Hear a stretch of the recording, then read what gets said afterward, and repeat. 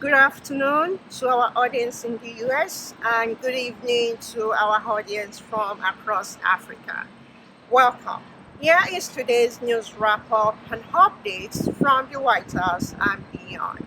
President Biden and First Lady Dr. Jill Biden departed the White House about half an hour ago, heading to Chicago, Illinois to attend the 2024 Democratic National Convention that will kick off tonight. An estimated thousands of people are expected to attend this event to convene at the DNC convention this week, including 4,500 delegates from across the US that will witness the historic nomination and the acceptance of that nomination by Vice President Kamala Harris, the first black woman and of Asian lineage to be elevated to that role. Also present at tonight's event will be the former Secretary of State Hillary Clinton, who was the first woman to be elevated to that position that ran in 2016, holding the Democratic nominee ticket. President Biden, and the First Lady are expected to deliver remarks today. The President will deliver a keynote speech tonight, and he will also be honored and celebrated for his accomplishments, his 30 plus years of service in the Senate, and his various accomplishments as Vice President, as the President during this past 3.5 years of his presidency, when he came into office and pulling the country out of an economic rut and health crisis. The global pandemic, as we know, was during that period, and the president came into an office that was very, very challenging.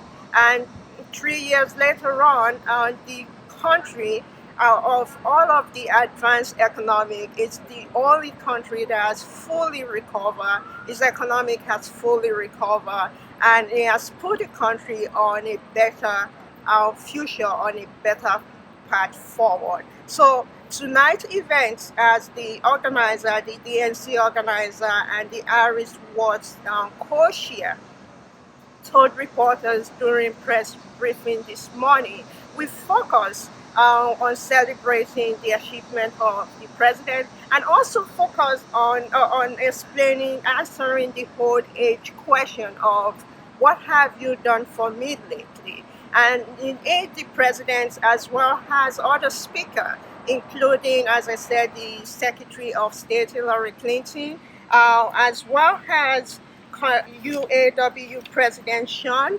Congresswoman Alexander, New York Congresswoman Alexander Cortez Oker, Congressman Jamie Ransky, and Congresswoman Grace Meng, and Senator Warnock of Atlanta. We all speak tonight explaining what the Biden-Harris administration has accomplished, have delivered for the American people in the last 3.5 years that they have been in the office. The speech tonight also, we were told, will focus on freedom, on what is at stake. These are voices that represent our broad and diverse coalition and the issues that matter most to voters, the same issues that Vice President Harris has spent her entire career fighting on behalf of. This is not an exhaustive list, but to name a few voices for tonight, we'll have UAW President Shawn Fain, we'll have Congresswoman Alexandra Cortez Masto, or Oscar Cortez, Secretary Hillary Rodham Clinton, Congressman Jamie Raskin, Congresswoman Jasmine Crockett, who is also a campaign co-chair, Congresswoman Grace Meng, the men and women that have been subjected to cruel and dangerous abortion bans under Donald Trump, and have bravely told their stories. Everyday Americans like Amanda and Josh Orowski, Caitlin Joshua, Haley Duvall, and elected officials like Governor Andy Beshear, who had the courage to stand up for what is right. You'll also hear from Senators Warnock and Senator Chris Coons before we hear from President Biden later in the evening. Again, these are just some of the voices that you'll hear from tonight and throughout the week, and our convention is so much bigger than who. This convention is about who we're fighting for and what we're fighting for. And so tonight we're going to talk a lot about freedom. And you're going to hear that from the speakers throughout the evening, which is a perfect introduction to the executive director of the convention, Alex Hornbrook. Alex has worked tirelessly over the last 17 months to put this convention together. I think we're all seeing the fruits of that labor and really excited about what we're going to see tonight. So with that, I'll turn it over to Alex. Thank you, Quentin. Good morning. Welcome to Chicago for all those of you who came in from out of town, and thank you for joining us for the first day of the people, the accomplishments of the Biden-Harris administration, as well as the bold vision for the future that Kamala Harris, Tim Walz, and Democrats up and down the ticket will be fighting for this November. And so with that, we're going to turn it over to Senator Chris Coons. When we gathered for our last convention 4 years ago, it was virtual because we were in the middle of a terrible pandemic caused by the mishandling of the previous president. We were in the middle of an economic crisis caused by that badly mishandled pandemic. And then just 2 weeks before Vice President Harris and President Biden were sworn in, there was an assault on our democracy at the Capitol. So it's important to look back for a moment and realize that when Joe Biden and Kamala Harris came into office, they inherited one of the worst possible situations: public health, economics, democracy. Joe Biden made it clear that he was running for president to restore the soul of our nation. And tonight, 4 years later, it's worth our taking a few minutes to reflect on just how much progress Joe Biden and Kamala Harris made. As someone who spent 36 years in the United States Senate, Joe Biden understood how to build coalitions, how to work across the aisle, how to deliver for the American people. And he and his trusted Vice President, Kamala Harris, got passed, and he signed into law, more consequential legislation than any president in my lifetime. People. How do we wake up every day and make the people's lives better? And I think that that is the common thread that ran throughout the White House, ran throughout the Senate, ran throughout the House, and that's the key. And so if there's any stark difference we take away today, it is that everything we do is for the people. And you will hear that common thread consistently through the night. On other news that we are paying closer attention to, 20 medical students and 1 doctor were abducted in Nigeria from 2 Nigerian universities over the weekend. They were on their way to an annual convention in Benin when in one of the eastern states in Nigeria where they were adopted over the weekend, and the Nigerian government, we would report, there's report that the Nigerian government is working with local and federal officials to bring home these victims that were kidnapped.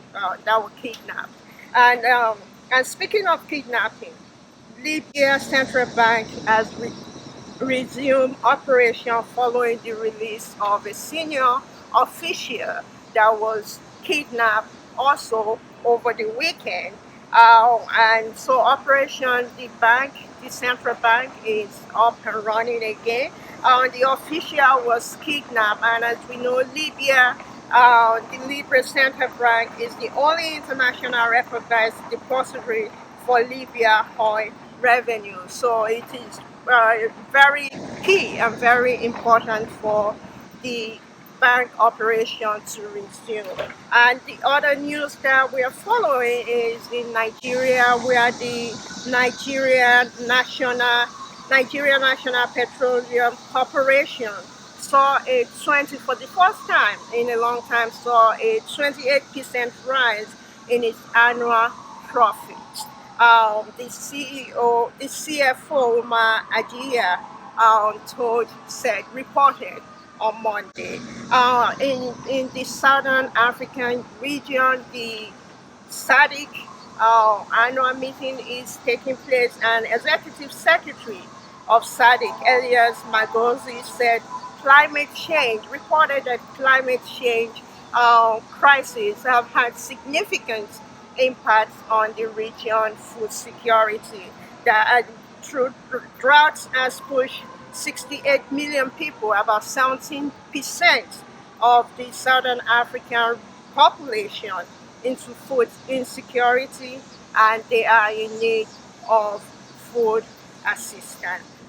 Lastly, today is World Humanitarian Day, and in a day that honors the brave humanitarian worker from around the world. As we know that there are so many humanitarian crises that are being addressed across the world, in Gaza, in Sudan, in DRC, in India, as well as I said, in Haiti as well, where these selfless workers continue to provide humanitarian workers, continue to operate in the most challenging circumstances and in conflict area to ensure that life savings assistance are provided and reach those people that are most in need.